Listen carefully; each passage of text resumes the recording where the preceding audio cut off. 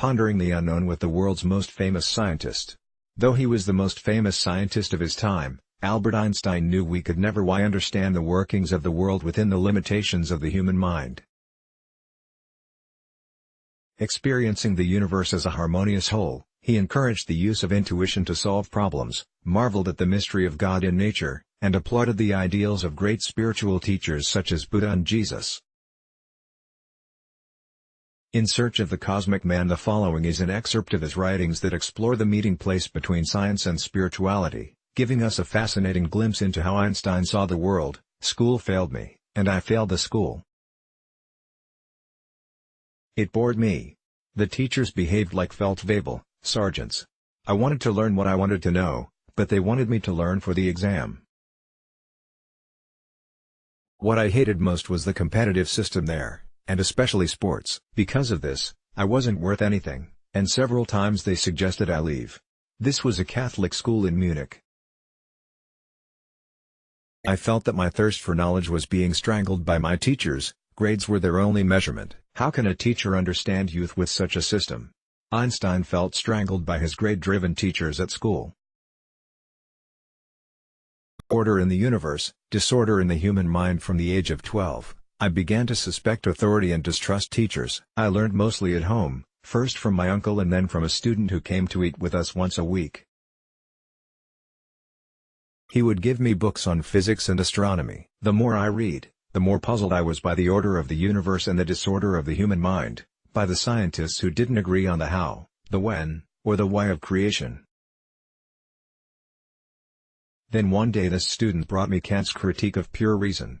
Reading Kant, I began to suspect everything I was taught. I no longer believed in the known God of the Bible, but rather in the mysterious God expressed in nature. The basic laws of the universe are simple, but because our senses are limited, we can't grasp them. There is a pattern in creation. If we look at this tree outside whose roots search beneath the pavement for water, or a flower which sends its sweet smell to the pollinating bees, or even our own selves and the inner forces that drive us to act, we can see that we all dance to a mysterious tune, and the piper who plays this melody from an inscrutable distance, whatever name we give him, creative force, or God, escapes all book knowledge. Science is never finished because the human mind only uses a small portion of its capacity, and man's exploration of his world is also limited. A musical Einstein believed we all dance to a mysterious tune within. Experiencing the universe as a harmonious whole. Creation may be spiritual in origin, but that doesn't mean that everything created is spiritual. How can I explain such things to you?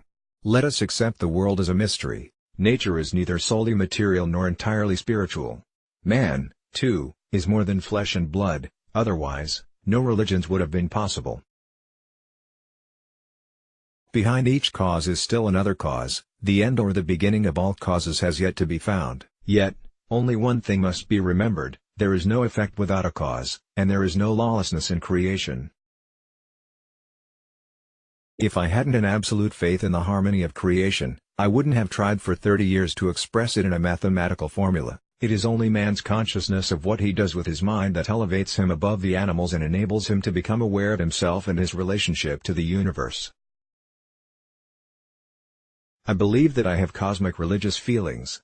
I never could grasp how one could satisfy these feelings by praying to limited objects.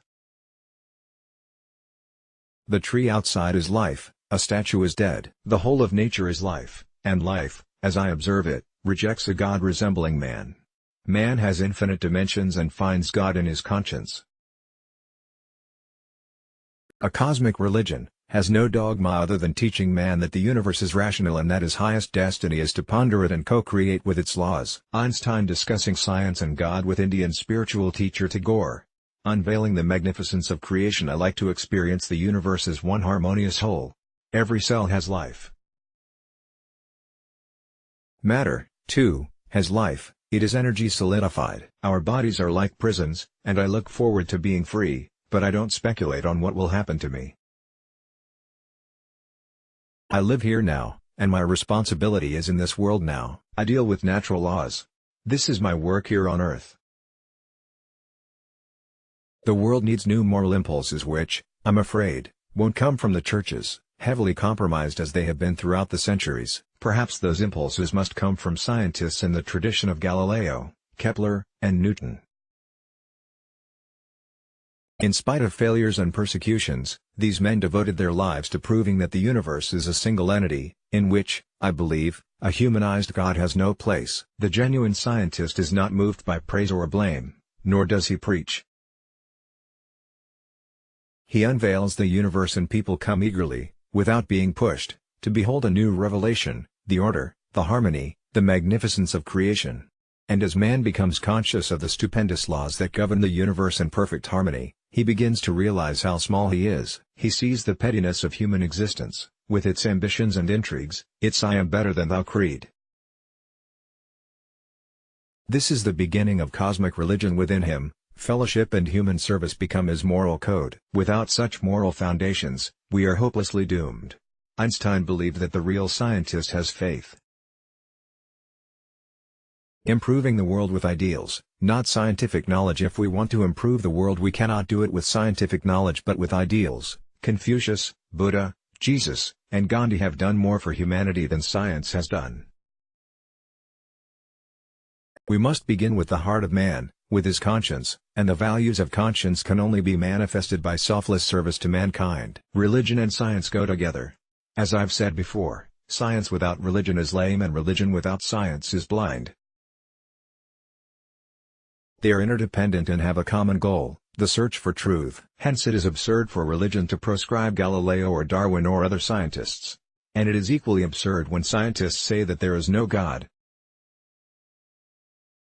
The real scientist has faith, which does not mean that he must subscribe to a creed. Without religion, there is no charity. The soul given to each of us is moved by the same living spirit that moves the universe. I am not a mystic. Trying to find out the laws of nature has nothing to do with mysticism, though in the face of creation I feel very humble. It is as if a spirit is manifest infinitely superior to man's spirit. Through my pursuit in science, I have known cosmic religious feelings. But I don't care to be called a mystic. I believe that we don't need to worry about what happens after this life, as long as we do our duty here, to love and to serve. I have faith in the universe, for it is rational. Law underlies each happening. And I have faith in my purpose here on earth.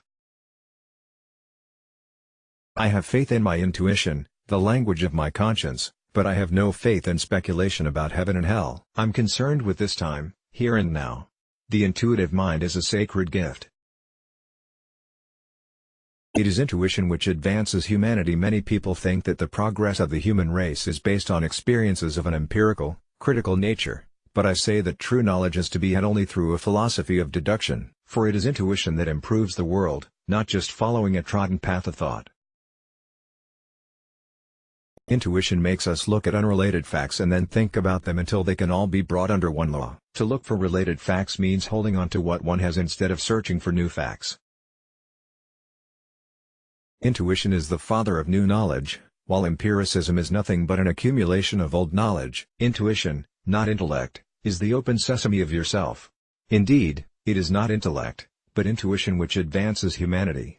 Intuition tells man his purpose in this life. I do not need any promise of eternity to be happy. My eternity is now. I have only one interest, to fulfill my purpose here where I am. This purpose is not given me by my parents or my surroundings. It is induced by some unknown factors. These factors make me a part of eternity. Albert Einstein lets blockheads. Why?